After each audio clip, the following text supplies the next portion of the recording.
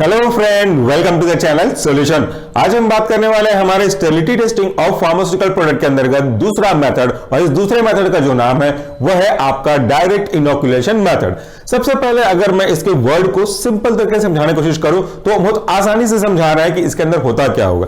Direct inoculation method कहने का मतलब है जब कभी भी आपके पास कोई सैंपल आता है, depending upon its nature, it's state, मान लेते हैं कोई लिक्विड है, तो इस लिक्विड को डायरेक्ट आप इनोकुलेट कर दें मीडिया में, कल्चर मीडिया जिसको आप बोल सकते हो, कल्चर मीडियम भी जिसको आप बोल सकते हो, तो वो जो मेथड कराता है वो कहलाता है डायरेक्ट इनोकुलेशन। ये तब समझ में आएगा जब आप पिछले वाले पार्ट से इसको कंपेयर करेंगे, क्योंकि पिछले वाले पार्ट में हम क्या करते थे, जो आपके लिक्विड था जिसकी स्टेरिलिटी हमको टेस्ट करनी थी, इसको आप मेम्ब्रेन फिल्टर से फिल्टर करते थे। फिल्टर होने के बाद मेम्ब्रेन को कट करके या तो ऐसे सिंगल मेम्ब्रेन आप इसको ट्रांसफर करते थे कल्चर मीडिया में, और उसके अंदर माइक्रोऑर्गेनिज्म के प्रेजेंस को ऑब्जर्व करते थे कि वो प्रेजेंट है कि नहीं है। इसी के साथ हम जस्टिफाई करते थे। बट यहां पे बीच वाला जो स्टेप है मेम्ब्रेन फिल्टर, उसको स्किप करके डायरेक्ट उस कंटेंट को अपन ट्रांसफर कर रहे हैं किसके ऊपर, कल्चर मीडिया के ऊपर। इसलिए ये प्रोसेस का नाम सिंपली कहलाया डायरेक्ट इनोकुलेशन। सो नाम आपको समझा रहा है कि इसके अंदर होता क्या होगा। अब आप दूसरी बात कर लेते हैं कि उसके कौन कौन से बेसिक स्टेप्स होंगे 1 to 1 के फॉर्म में, इसको भी देख लेते हैं। सबसे पहले स्टेप के अंदर कहता है पहला पार्ट कि remove the liquid from that container which sterile pipette has to be studies. जिस कभी भी किसी भी कंटेनर का स्टडी आप करना चाहते हो, उस कंटेनर के अंदर प्रेजेंट लिक्विड का स्टडी करना चाहते हो, तो उस कंटेनर के अंदर से जो लिक्विड है इसको निकालना होगा, और इसको निकालने के लिए आपको स्टेरिलाइज पिपेट या तो फिर दूसरे तरफ के जो इंस्ट्रूमेंट सीरिंज वगैरह होते हैं इनको यूज करना पड़ेगा। हर एक चीज, हर एक स्टेप, चाहे वो कोई सा भी प्रोसेस क्यों ना हो, कोई सा भी मेथड क्यों ना हो, पूरी तरह से एसेप्टिक कंडीशन में होना चाहिए। अब अगर आपने उस सैंपल को निकाल लिया है तो फिर उसकी हम फर्दर स्टडी करेंगे। एग्जांपल की बात करते हैं, जैसे पेंटर प्रोडक्ट के रूप में मेरे पास कुछ एग्जांपल हैं आपके एम्प्यूल्स के, वायर्स भी मैंने आपको दिखाए थे पहले। सो अगर मैं चाहता हूं कि इस एम्प्यूल में रखे गए कंटेनर का स्टेरिलिटी टेस्टिंग किया जाए तो इसके दो तरीके हैं। मैं इस एम्प्यूल को तो पहले फोड़ दूंगा, इसके बाद इसके कंटेंट को या तो आप पहले मेथड ए के अंदर मेम्ब्रेन फिल्टर से पास करके देखोगे कितनी क्वांटिटी चाहिए, ये भी स्पेसिफाइड है, और उसका भी टेबल जो कि जीपैट एग्जाम के लिए काफी इंपॉर्टेंट है, आने वाले समय में अपलोड कर दूंगा और उसे आप हमारे ऐप से भी देख सकते हैं। तो दूसरा तरीका क्या हुआ, आज का तरीका डायरेक्ट इनोकुलेशन। मैंने इसको कट किया एक स्टेराइल नीडल से या तो फिर स्टेराइल पिपेट से, इसको मैंने बाहर निकाला और आपके दिए गए कल्चर मीडिया में डायरेक्टली इसको इनोकुलेट कर दूंगा। सो मेथड दो है, डिपेंड करता है कि कौन सा मेथड आपको फॉलो करना है एज पर योर प्रोटोकॉल और गिवन गाइडेंस। इसके बाद अगला स्टेप देखिए, transfer the quantity of test directly into the culture medium. जो क्वांटिटी है वो आपके ऊपर नहीं डिपेंड करती, क्वांटिटी है वो डिपेंड करती है स्पेसिफिक गाइडलाइन के ऊपर, कि अगर आपके कंटेंट का साइज 1 ml है, जैसे मैंने आपको अभी दिखाया, तो उस पूरे के पूरे 1 ml को आप ट्रांसफर करोगे, और अगर इसका 40 ml है तो कितना % आप ट्रांसफर करोगे, ये भी आपको आने वाले वीडियो में दिख जाएगा टेबल के फॉर्म में। तो यहां पे एक चीज और जो कि नोट के फॉर्म में लिखी गई है, volume of that particular test solution that has to be tested should not be more than 10% of the volume of the media. ये भी बहुत जरूरी है। जैसे मान लेते हैं कि आपने कोई कल्चर मीडिया प्रिपेयर किया है, डायरेक्ट इनोकुलेशन है तो हमको इसको तो कल्चर मीडिया में डालना पड़ेगा। सो कल्चर मीडिया को प्रिपेयर किया आपने डिफरेंट इंग्रेडिएंट को उसमें ऐड करके, कौन सा कल्चर मीडिया यूज करना है वो भी हमने डिस्कस किया हुआ है। सो अगर इस कल्चर मीडिया को प्रिपेयर करने में जो लिक्विड और सब्सटेंस का क्वांटिटी होगा वो उसकी कोई स्पेसिफिक वॉल्यूम होगी, तो जो कुछ भी वॉल्यूम होगा उस वॉल्यूम का 10% ही लिक्विड को आप उसके ऊपर ट्रांसफर करोगे।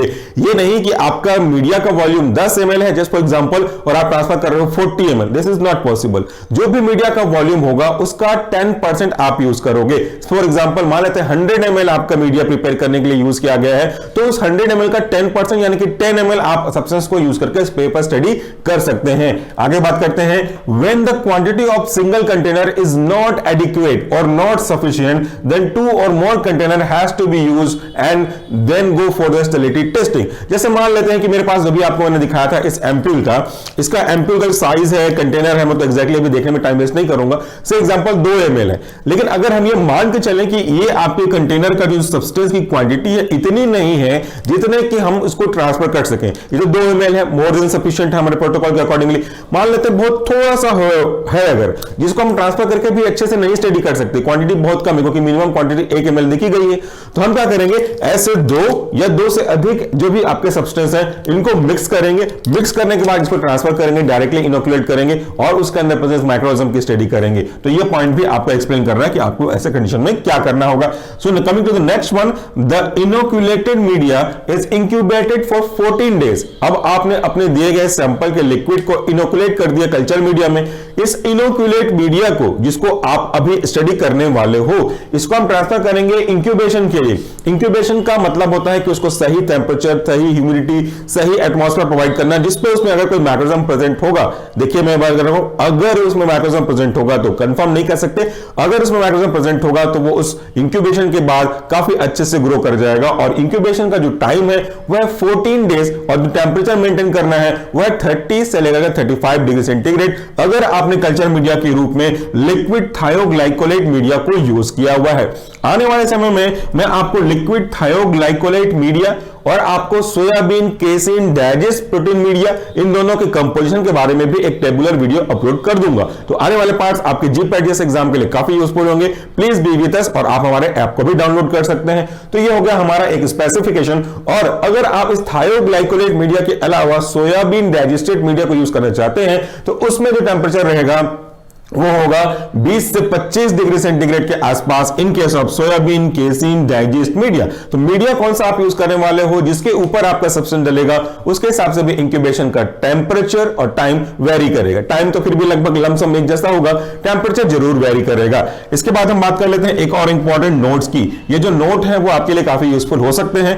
If the solution under examination is having antibacterial activity, then neutralize it by adding sufficient quantity of fluid B या fluid A, depend upon the time. जैसे मान लेते हैं कोई लिक्विड है, ये जो आपको मैंने दिखाया एम्प्यूल, मान लेते हैं कि ये एक ऐसा सॉल्यूशन है जो खुद ही अपने अंदर एक एंटीबैक्टीरियल एक्टिविटी रखता होगा। सो एंटीबैक्टीरियल एक्टिविटी के अंदर अगर एंटीबैक्टीरियल एक्टिविटी चेक करना चाहेंगे तो वो थोड़ा सा कॉन्ट्राइंडिकेशन हो जाएगा। सो ऐसे केस में स्टेरिलिटी टेस्टिंग अगर हमको करना चाहते हैं तो इसको पहले न्यूट्रल करना पड़ेगा, इसकी इस प्रॉपर्टी को, और उसके लिए हमको सफिशिएंट क्वांटिटी में आपके जो डाइल्यूटिंग फ्लूइड है, जिसे हमने लास्ट सेक्शन में देखा था, उसका यूज करना पड़ेगा कि आप कौन सा फ्लूइड यूज करोगे।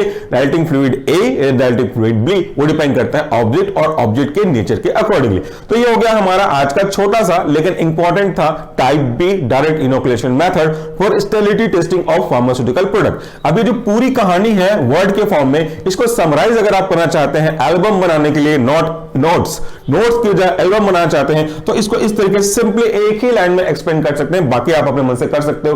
क्या कहता है कि मेरे पास एक कंटेनर है, suppose this is a container, और इस कंटेनर के अंदर कुछ लिक्विड रखा हुआ है, और मुझे यह पता करना है कि इस पर्टिकुलर लिक्विड में कोई मैक्रोजम तो ग्रोथ नहीं कर गई, यानी कि इस पर्टिकुलर प्रोडक्ट की डोजेज फॉर्म की स्टेरिलिटी टेस्टिंग मुझे करनी है। So what I am going to do that कि इस कंटेनर को ब्रेक करके इसके अंदर से जो कंटेंट होगा उसको मैं निकालूंगा with help of sterilise needle, जैसे नीडल एंड सिरिंज या तो पिपेट की मदद से।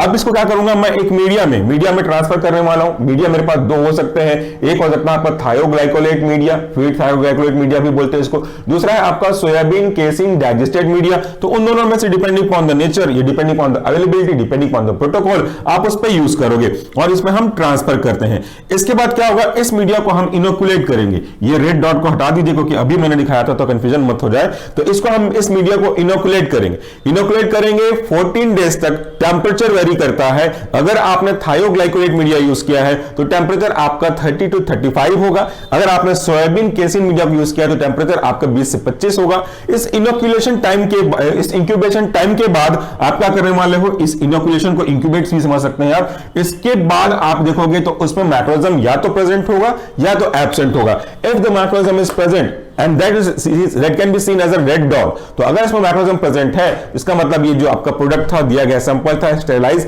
नहीं है। और इफ देयर इज नो मैक्रोजम तो इसका मतलब है कि आपका प्रोडक्ट जो भी दिया गया था टेस्ट के लिए वो स्टेरिलाइज है। तो इस तरीके से हमने इस प्रोडक्ट की स्टेरिलिटी टेस्टिंग कर ली सिंपल डायरेक्ट इनोकुलेशन मेथड की मदद से।